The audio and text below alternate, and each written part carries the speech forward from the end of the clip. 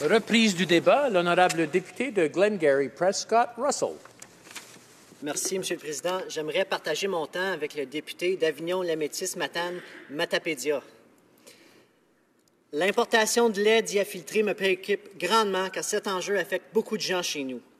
Et j'ai l'honneur de représenter les gens de Glengarry Prescott Russell, une vaste région avec une industrie agricole vibrante et active.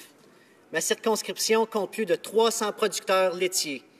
Elle compte également 2 usines de transformation, dont l'une d'entre elles est une fromagerie qui utilise du lait à 100 % canadien. De plus, elle comprend le seul collège d'agriculture francophone de l'Ontario. Monsieur le Président, je me lève en chambre ici pour Jasmin Benoît et sa famille. Je me lève en chambre pour la ferme de la Sette. Je me lève en chambre pour la famille Lafrance et pour la famille Bilodeau. Je me lève en chambre pour défendre les intérêts de tous nos producteurs laitiers de chez nous. Que ce soit des petits ou des grands producteurs, chacun d'entre eux contribue au bien-être collectif de nos communautés. Les électriciens, les mécaniciens, les vétérinaires et autres corps de métier sont tous appelés à travailler chez les producteurs de lait. Ils sont un véritable moteur économique dans les régions rurales du Canada. But, Mr. Speaker, we strongly disagree with the assertion of my honourable colleague that we have undermined the interest of Canada's supply-managed sectors, and in particular, the dairy sector. The issue of milk protein and difertile milk is not new, and I know the official opposition makes hay about this issue, but where were they when the problem was less substantial than it is today? Unfortunately, we have seen the former Conservative Finance Minister's recent comments in the National Post, in which he rails against supply management. Now I believe I really understand the true agenda of the Conservative Party. And I can assure all members that our government fought hard for and implemented supply management, and we know that it provides Canadian consumers with a stable, affordable supply of dairy and poultry products, while assuring farmers of a good and predictable income. Unlike the Conservatives, who cut nearly $700 million out of Agriculture Canada, our government is committed to reinvesting, including over $700 million in the budget for research and infrastructure, and $38.5 million for food safety. And we are also investing $500 million to extend high-speed internet to hundreds of rural communities across the country, which is much needed for Canada's agricultural industry. Our farmers are moving from pitchfork to iPads, but they need access to internet to be able to use the application. That's how we create an innovative country. Each and every day, Mr. Speaker, Canada's innovative dairy and poultry farmers bring nutritious, wholesome food to our tables, while creating jobs and adding value to our economy in rural and urban Canada. Combined, the sector drives over $30 billion in farm cash receipts and processing sales. That has translated into close to 300,000 jobs for Canadians. That is why the government continues to support the current supply management system. At the same time, the Government of Canada continues to pursue an aggressive trade and export agenda. Agriculture and food export hit a new record over $60 billion last year. And there are more opportunities for growth to come. The facts are clear, Mr. Speaker. Supply management has not prevented Canada from signing any free trade agreements with any country in the world. From poultry to pulse crops, our government will continue to support a strong agricultural industry in Canada. The country's economy and the well-being of Canadians depend on it, and the demand for food is only going to go up in the future. Mr. Speaker, I want to take a moment to talk about the CETA agreement. The Government of Canada is committed to ratifying the Canada-EU CETA as soon as possible to open the world's largest market for food to our industry. This agreement, while not perfect, is the most comprehensive and ambitious trade agreement since the North American Free Trade Agreement. With Canada and CETA the agreement and NAFTA, Canada will be one of the few countries in the world to have preferential access to the world's 2 largest economies, some 800 million of the world's most affluent consumers. We understand the importance of compensation to the dairy sector in the context of the Canada-EU CETA agreement. And let me repeat it again, we do understand the importance of compensation to the dairy sector. Engagement with the dairy sector is ongoing. Notre gouvernement est très clair avec nos partenaires internationaux que nous appuyons sans équivoque et que nous allons défendre à tout prix notre système de gestion de l'offre. We will continue to do so while pursuing an aggressive trade agenda because Canada's export sector depend on trade and they create economic growth across the country. We are working in the best interest of Canadians, Mr. Speaker. We are talking with industry stakeholders and listening to their views on compensation. We have heard how important compensation is to the supply-managed sector. We will protect the integrity of the supply management system and fully recognize the importance of import controls.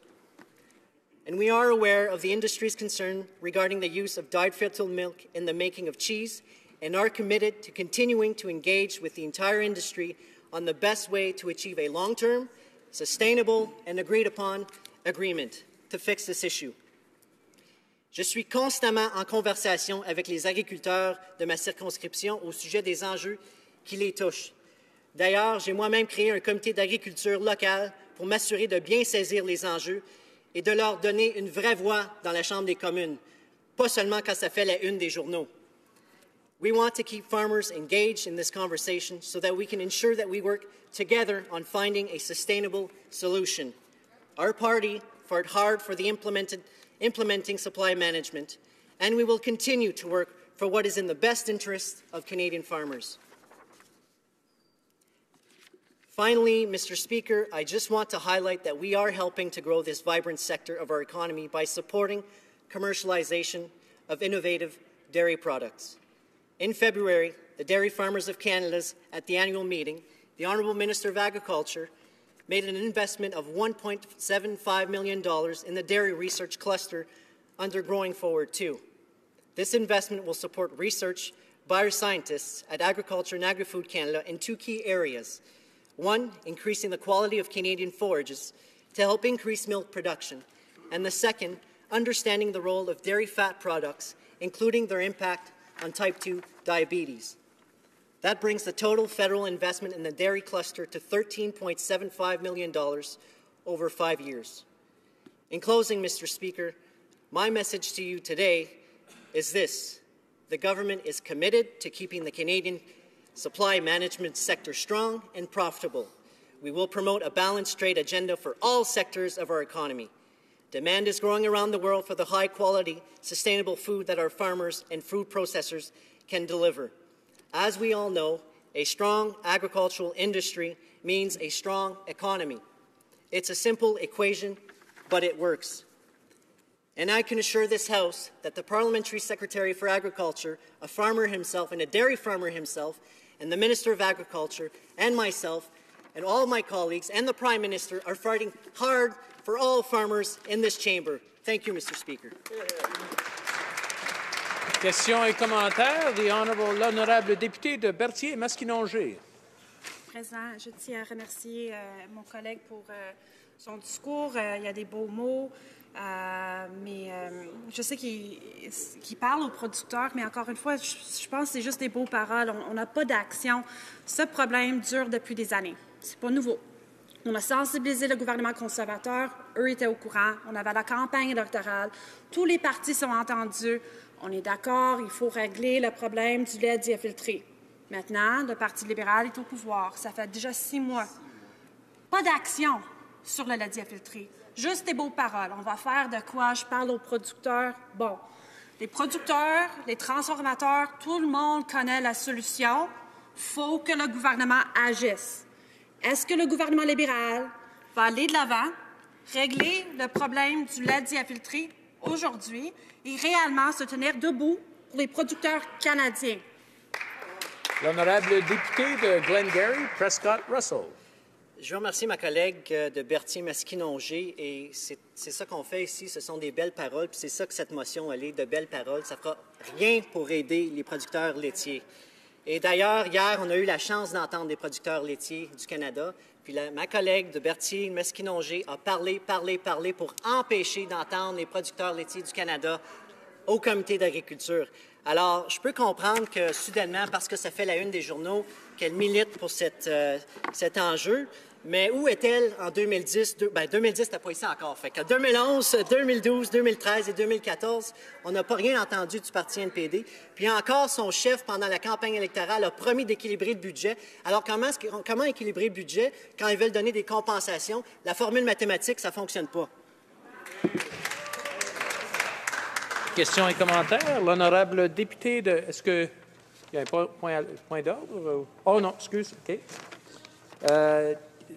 Lévier-Lobinière.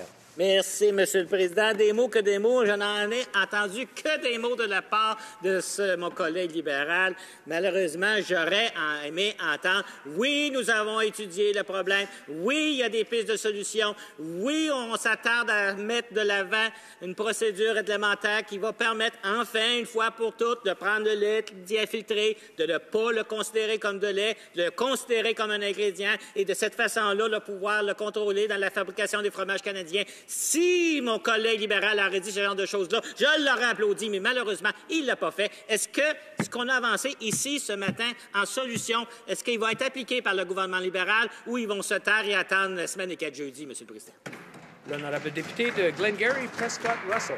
Je voudrais remercier mon collègue pour sa question. Vous savez, quand la maison est brisée, ça prend beaucoup de temps à faire de la rénovation. Et c'est exactement dans cette situation qu'on s'est trouvé. On s'est fait pris les culottes baissées, comme on dit en bon canadien français, parce que cet enjeu-là, ça fait longtemps que ça dure. Puis mon collègue qui était au gouvernement dans le temps, je ne l'ai pas entendu parler aussi fort pour défendre ces intérêts-là sur le lait diafiltré. Je vais juste vous donner un exemple. En 2013, il y avait 10 000 tonnes qui ont été importées ici au Canada. En 2014, 13 000 tonnes. Puis en 2015, 27 000 tonnes. Où était mon collègue pour défendre les intérêts des producteurs laitiers du Canada? Questions et commentaires. L'honorable député de Guelph. Thank you, Mr. Speaker. I'd like to thank our honourable member for Glengarry Prescott Russell for his speech as well as his knowledgeable input on the Standing Committee for Agriculture. Could the honourable member please comment on the progress of the agricultural policy framework and how this relates to today's debate? Honourable member for Glengarry, Prescott Russell. J'aimerais remercier mon collègue de Guelph pour cette question.